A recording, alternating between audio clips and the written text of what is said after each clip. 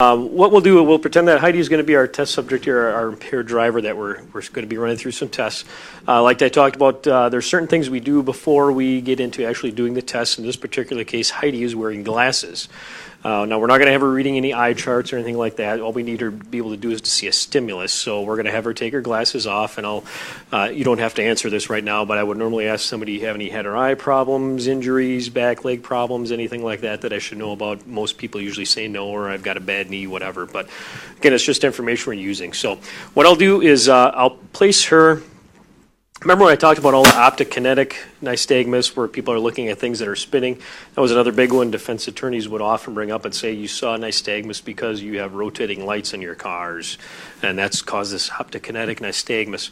So we always turn people away from our lights, especially nowadays with the LED lights. They're so bright. Most of the time, our cars now have cutoff switches, so you'll see a lot of times, you'll see the squad cars on the side of the road, and there's no front lights flashing. But after you go by them, you can see the back lights are flashing. That's because we don't want to blind ourselves when we're out on the traffic stop. So a lot of our deputies will turn that off after they've made the initial stop so that when they're looking back at their car, they're not blinded by these lights. They can see it doesn't create any other flashing things that might come up as a potential issue. So what I'll do is I'll pretend my squad car is right here facing this way, and I'll have you stand right here, Heidi. And I usually tell we get them off away from the road so they're not going to get run over, so we're not going to get run over. A lot of times we have a backup officer that's kind of watching traffic for us, and they yell, hey, there's a car coming, whatever. But what I'm going to have you do, Heidi, is first thing I'm going to do is take a look at your eyes. So I'd like you to stand with your feet, heels, and toes together, your arms down at your sides like this. Okay, and I've got a little clicker on the tip of my pen. Can you see that? Mm-hmm. Excuse me. All right, Heidi, what I want you to do is I want you to follow the tip of my pen with your eyes and your eyes only without moving your head. Do you understand that? Yes. Okay, and I have to make sure my distance is about right, so I'm doing that while I'm explaining this to her. What I'm doing while I'm actually telling her those things is I'm looking at her eyes to make sure that she doesn't have any of that resting nystagmus. Her eyes aren't bouncing just while they're sitting there. And I'm making sure that her eyes are pupils are the equal size, that there's not one bigger or smaller. For drug reasons, I'm also looking to see if they're both large or if they're both constricted, because that could indicate to me that she's on a stimulant drug or a narcotic drug or some other drug, cannabis, anything like that. We're in Madison. Can I say cannabis down here? I might date you if you do. So okay. So those are the things I'm looking at for, and I'll just explain to you again. Again, Heidi, what I want you to do is watch the tip of my pen with your eyes and your eyes only without moving your head. Do you understand? Yes. Okay, and then what I do is I start checking to make sure she has equal tracking. I'm making sure her eyes are tracking the same speed. She does not have any nystagmus. Her eyes will bounce a little bit, but it's not actual nystagmus. So I'm going to do those checks. Okay, the next thing I'm going to do is I'm going to start looking for my clues now. Now I'm going to start looking for the lack of smooth pursuit. I probably would have seen it on the last ones, but now is when I'm officially checking for it. So I'm going to go out and do my passes all the way out to the side, all the way over to this side. I'm going to do 2 passes each eye, and we always do it starting with their left eye first. Everything is always with the left first, so we're checking with that first. Now the next thing I'm going to do is what's called the distinct and sustained nystagmus at maximum deviation. So what I'm going to do is move her eye all the way out to what we call maximum deviation. It's as far as it can go. I bury her iris and her eye way out to the corner, and I hold it there for at least 4 seconds. I always count in my head because I'm worried that I'm going to show up in court and I'm going to say, yes, we do it for 4 seconds. That's going to hurt your eyes if you keep looking at that too long. But I'm going to say, oh, yes, we do this for at least 4 seconds, and then you watch the video in front of a jury and you go, oh, that was only 2 seconds. I should have held it there longer. So I always count in my head to make sure. And I have to see it bouncing that entire time. If it stops any point before 4 seconds, it's not a clue. So I'm going to check her right eye, get her eye all the way out to the side until I bury it there, count to 4 seconds. I'm talking now and not counting, so I'm not really sure how long that was. And again, do it the same eye this time. I'm doing at least 2 checks of each eye. Holding it out there. You don't have any nystagmus. That's good, Heidi. Again, I'm going to hold it out here, maximum deviation for 4 seconds. If at any point we are not sure if we saw it or we want to double check, we can do additional passes on that particular eye. So we can go back out and say, I've just done my 2 passes on each eye. I can go back out and I can check it again and say, I wasn't sure if I saw it that second time. I want to be positive I can go out and do it again. We don't want to do this for 20 minutes, have her staring at this thing because her eyes are going to get tired, but we can do additional passes if we need to, as long as we do the minimum ones. So now the third and last clue that I'm looking for is the onset of nystagmus prior to 45-degree mark. So I'm going to go out about 45 degrees for most people is about their shoulder width. So when I get out to about where her shoulder is, that's about 45 degrees. It's not an exact science, but it's pretty close. So what I'm going to be doing is I'm going to be doing a really slow pass, watching at any point to see if her eye starts to bounce. If her eye starts to bounce before that hit that mark, then I'm going to stop, verify that it's there, that the nystagmus is there, that the eye is bouncing, and then I'm going to count that clue. So I'm going to move out here again real slow.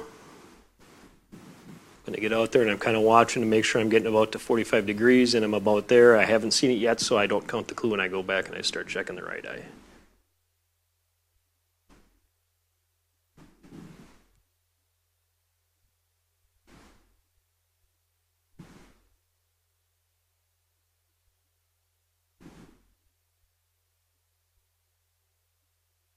Okay.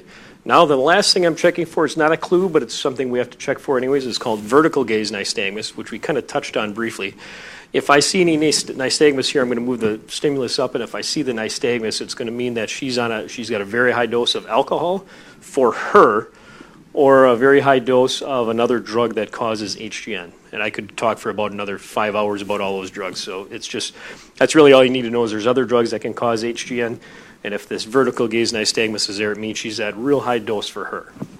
So I'm going to go up, and I'm going to go 4 seconds again. We usually go up until she didn't quite do it, but usually people's eyebrows kind of just start to arch a little bit. That's when we know they're about as far as they can go.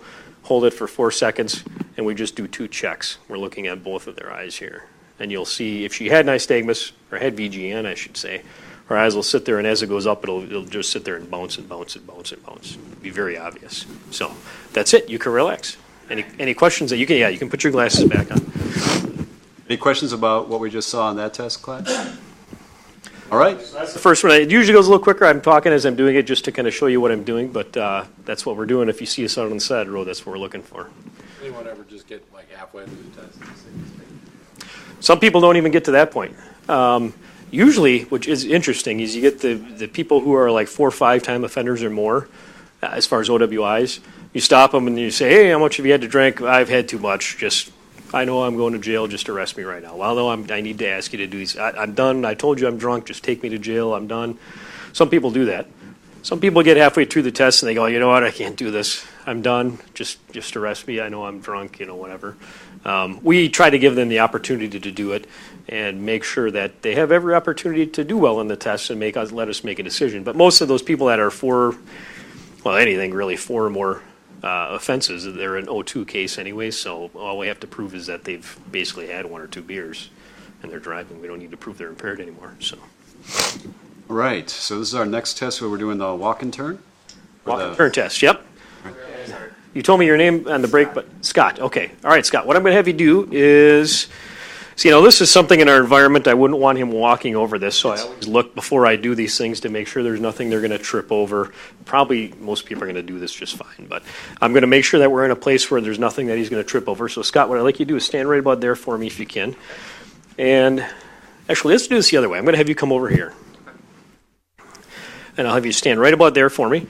And then what I want you to do is just imagine that there's a straight line down the ground in front of you, okay? Is it okay if I move a little like this so I can kind of... Absolutely. You can use whatever you want to.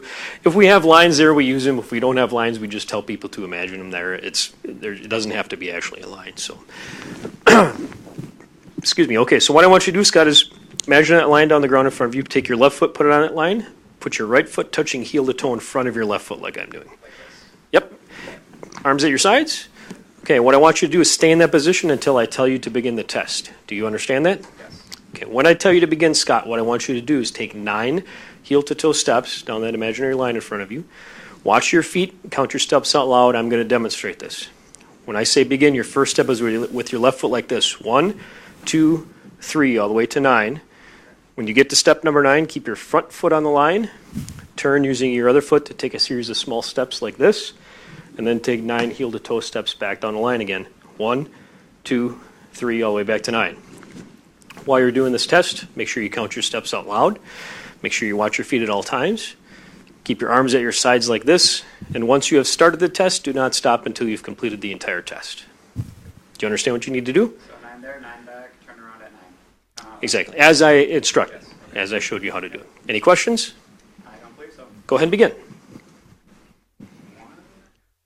2, 3, 4, 5, 6, 7, 8, 9. 1, 2, 3, 4, 5, 6, 7, 8. Outstanding. Thank you very much, Scott.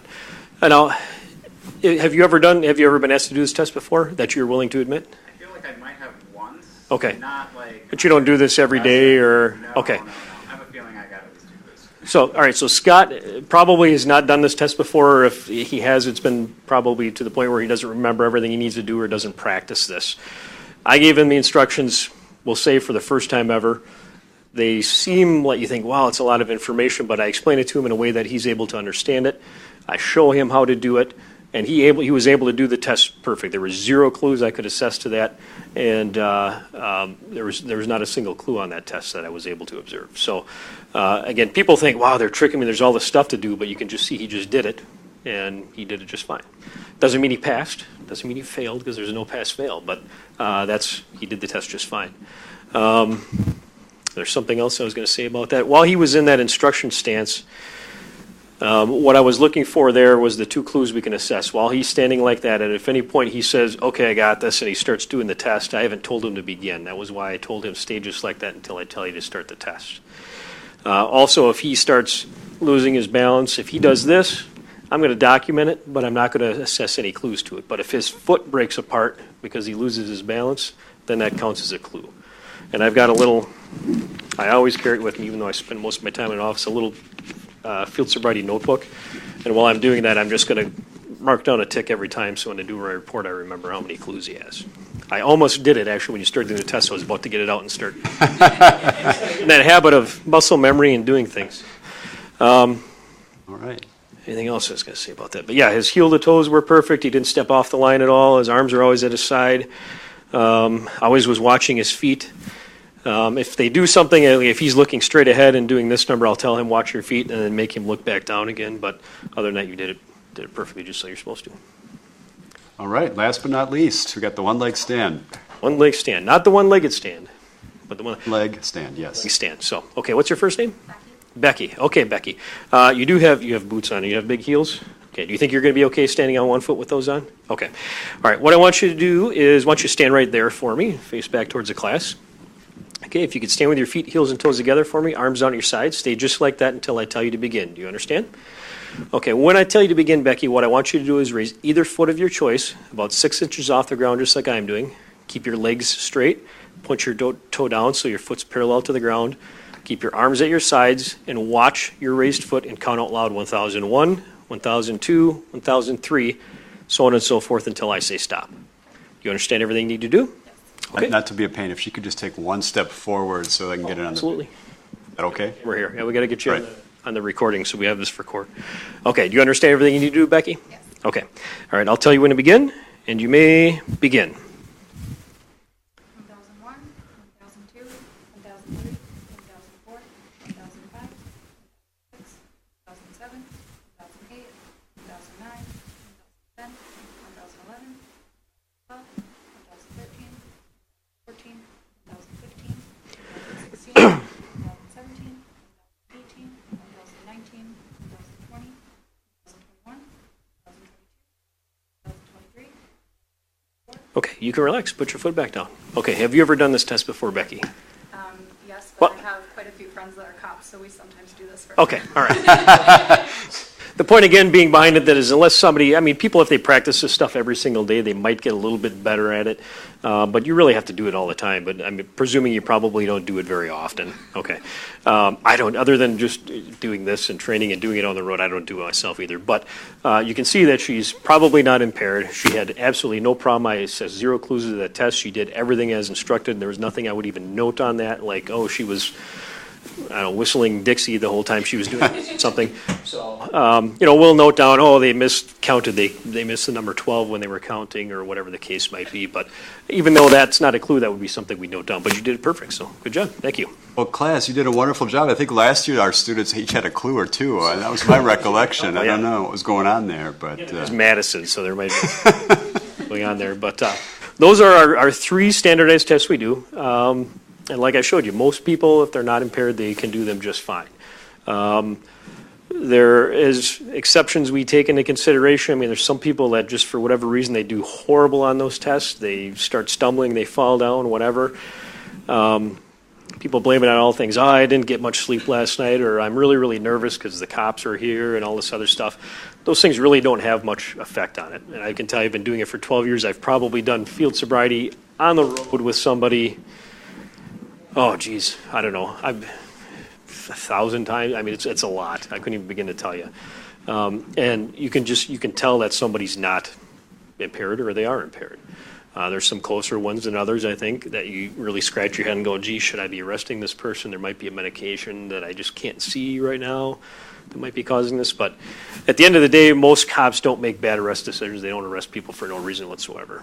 Nobody wants to do that. So, any follow-up questions, class? Our guest has been very gracious in giving of his time and his knowledge. And I'm salary, so it doesn't matter.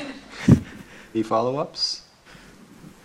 Hey, war stories. Friend did this, and All right. Well, one thing I think it was interesting. yeah, please. By all means, you have the floor. And usually, by the way, I would give you guys candy bars, especially those of you guys that helped out when we did the class last week. I hate boring training, and field sobriety is not. But with cops, it's supposed to be donuts, though, not candy. Yes. Thanks. I'll tell you a quick war story. I'm going to stop the tape now. I'm sorry.